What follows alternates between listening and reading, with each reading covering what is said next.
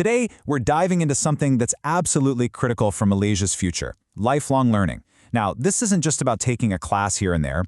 It's about building a system that can power an entire nation's economic transformation. But what happens when that system is broken? Let's get into it. Okay, so first things first. Let's talk about the stakes. This isn't just some random chart. Think of it as a scoreboard for the global economy. And as you can see, when it comes to things like a skilled labor force and productivity, Malaysia is lagging. Not just behind the OECD average, but behind key neighbors, too. This is the race that Malaysia really has to win. So, to figure out how to get ahead, here's how we're going to break this down. First, we'll look at why this is so important right now. Then, we'll get into the core problem, a system that's all tangled up in silos. We'll meet the key agencies involved, explore a way to fix it, and finally, see what all this means for Malaysia's future. All right, Section 1, the learning imperative. To really feel the urgency here, we have to understand the big national goal that's driving this whole conversation.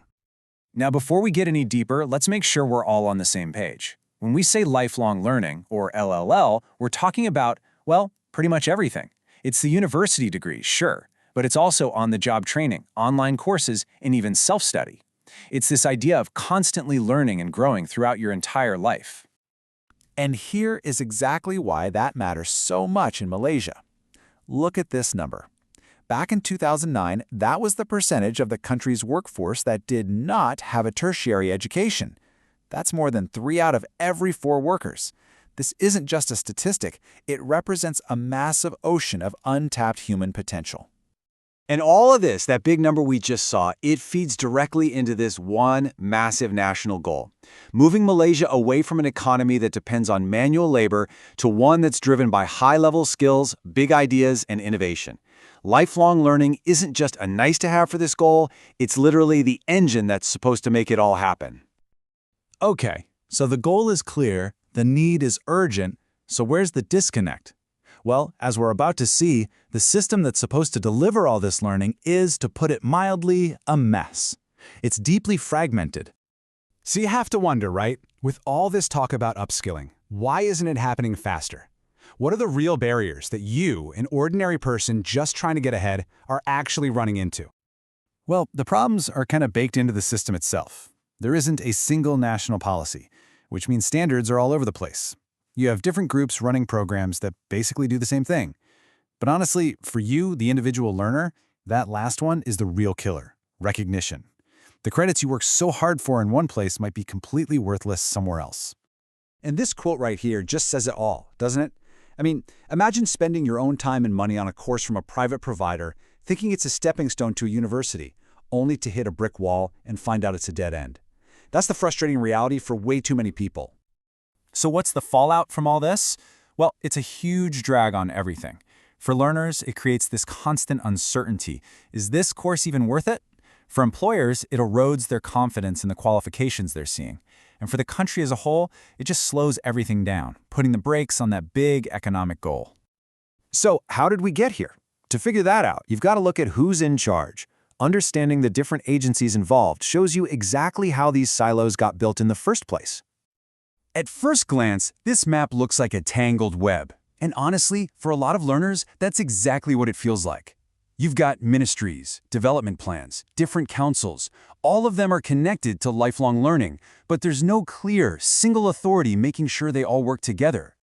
So let's quickly break down the main players. You've got the ministry setting the big picture policy. You have the MQA, which is supposed to be the keeper of quality with its national qualifications framework. Then you have HRDF, focused on what happens in the workplace, and the NSDC running skills centers. Now, they're all doing important work, but they're doing it in their own worlds. What's missing is that central authority, like the MQA, stepping in to unify their standards and get everyone on the same page. Okay, enough about the problem. We get it, it's fragmented. Now for the most important part. How do we actually fix this? How do we build a single, strong framework out of all these separate pieces? And the solution, really, is pretty simple at its core. It's not about creating more agencies or more red tape. It all boils down to one thing: creating a single, trusted standard that everyone, and I mean everyone, has to follow. So here's the game plan, and it's a 3-step playbook that really needs to be led by the MQA. Step 1, everyone who offers a course, whether it's under HRDF or anyone else, has to use the exact same ruler to measure credits. Step 2, every single one of those credits has to be clearly linked to the National Qualifications Framework. And Step 3, this is the big one, that recognition has to be guaranteed across all universities and colleges. No more maybe. Your credits become currency that's accepted everywhere. And just look at the difference this makes. On one side, you have today's system, where transferring credits is a gamble and your confidence is shaky. On the other side, you have a system where portability is guaranteed, your confidence is high, and employers actually trust the piece of paper you're showing them. It's night and day. And what does this all create? It's basically a virtuous cycle. You get transparency, so learners know exactly where they're going. You get portability, so people can move between jobs and schools without starting over. And all of that builds the most important thing, trust in the entire system. All right, let's tie this all together. What does putting this unified system in place actually unlock for the nation?